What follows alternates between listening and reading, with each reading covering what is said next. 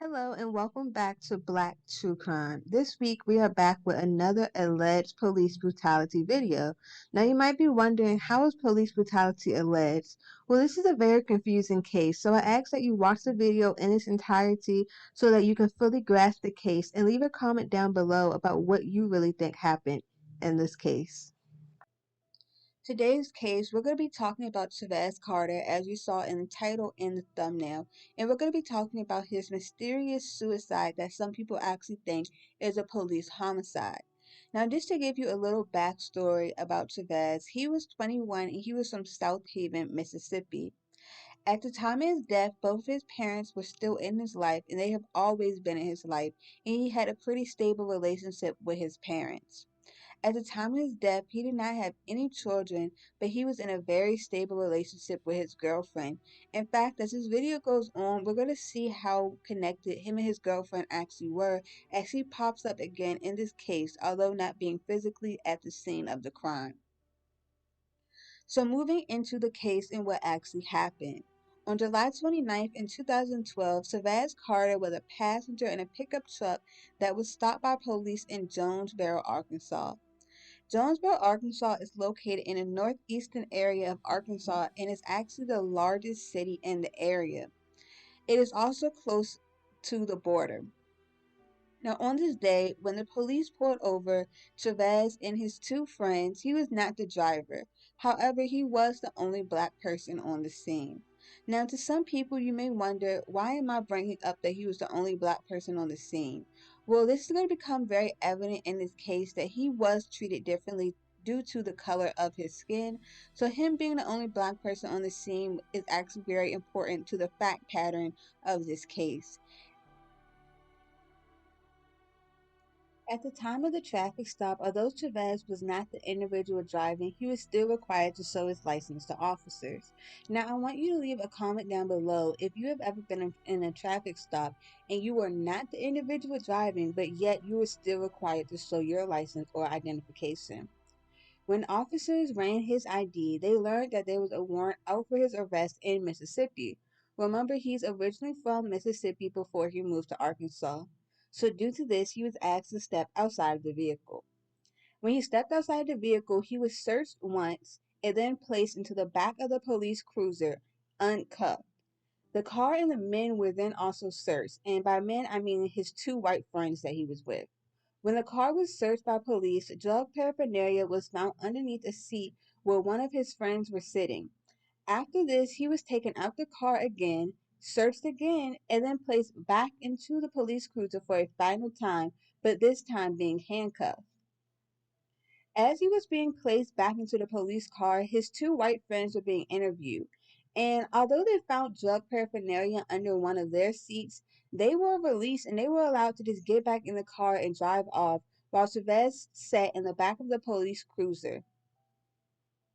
Just moments later, after his friends drove off, there was sadly a thumping noise, and Carter was shot in the head. Now, this is where the case starts to get rocky because nobody knows who shot Chavis. When police went to investigate, they said that they found his body bloody and they found a gun lying nearby.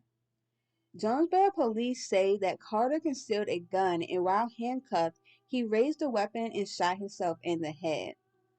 Following this suicide, or even maybe homicide, the officers involved were placed on administrative leave while the incident was investigated. Following this bizarre incident, his friends and family began to speak out because they honestly could not believe it. They did not think that he was suicidal, or that it even made sense that somebody who was searched twice and also handcuffed at the time could possibly commit suicide. To hear something like this is really bizarre, and it just wouldn't make sense to anyone how somebody who was handcuffed could commit suicide. His mother, Teresa Chavis, thinks that the police actually killed her son. She says that he was not suicidal and he had just called his girlfriend to let her know what was happening. And he told his girlfriend that he would call her from jail, which is an indication that he still had future plans. He didn't plan to kill himself because he was going to call her once he got to jail. His father, Charles Douglas, is quoted saying, "Teresa wants to know what happened to his son. I don't believe this was an accident. I know my son. He is not suicidal. He wouldn't have taken his own life. Under the circumstances they say this happened, this is impossible." So his family was really distraught from this incident, and they were just broken up just due to the fact that they couldn't understand how this happened and how a simple traffic stop, when he was not even the driver, escalated so quickly. Carter's family also noted that he was shot in the right temple, although being left-handed. So this means that not only did he somehow shoot himself while being handcuffed, but he managed to do it with his undominant hand. The family got a lawyer by the name of Russell Martin, and he's quoted stating, "By all accounts, he was a healthy, happy guy. There's no reason to think he would have killed himself." Moving on from this, his girlfriend, who I spoke on the beginning of this video, Brandy Henson, was also interviewed as part of this investigation. Carter called Henson twice this night when the incident occurred. The first time he called, he stated that he had given a false name. And the second time he called, he stated that he had a gun and he was scared. His girlfriend is quoted stating, "I said, 'Are you okay?' And he was like, 'Yeah, I love you. Just write me.'" So basically, he was telling his girlfriend to write him once he went to jail due to the fact that he already had a warrant in Mississippi, and he also knew that at the time he had a gun on him. Unfortunately, due to this tragic event, Henson, who was pregnant at the time, miscarried that same night because it was really just too much stress for her. The idea of the father of her child being in jail and then his sudden death. She told investigators that she found it hard to believe that Carter would kill himself knowing that they were expecting a baby. However, the police present a very different story, and they very strongly believe that this was a suicide, as they state that they did not kill him. On August 14th of 2020, which is actually very recent, police in Jonesboro released a video reconstructing events. Using the same type of handcuffs and the same model of a handgun, they demonstrated what they believe happened to Carter. In the video that I'm going to show soon, an officer of a similar height and weight to Carter sat in the back of a police car, leaned over, and was able to lift the weapon to his head and reach the trigger.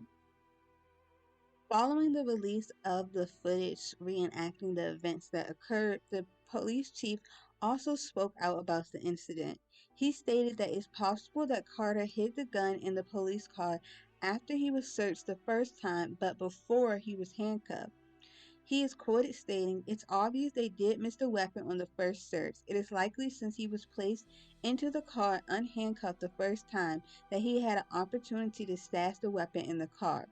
The second search, which was more thorough and inclusive, did not disclose the weapon either."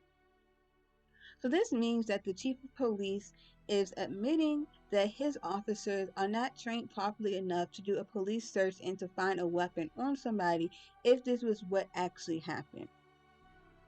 Following this, a dash cam video was also released under a Freedom of Information Act request for media organizations. If you don't know what this is, you can request that information about certain cases be released due to the fact that they have a duty to serve the public. However, this footage did not do a lot to answer the question due to the fact that Chavis was in the back of the police cruiser and the dash cam shows was in front of the police cruiser. It shows their son being questioned and handcuffed, however, it does not include the shooting.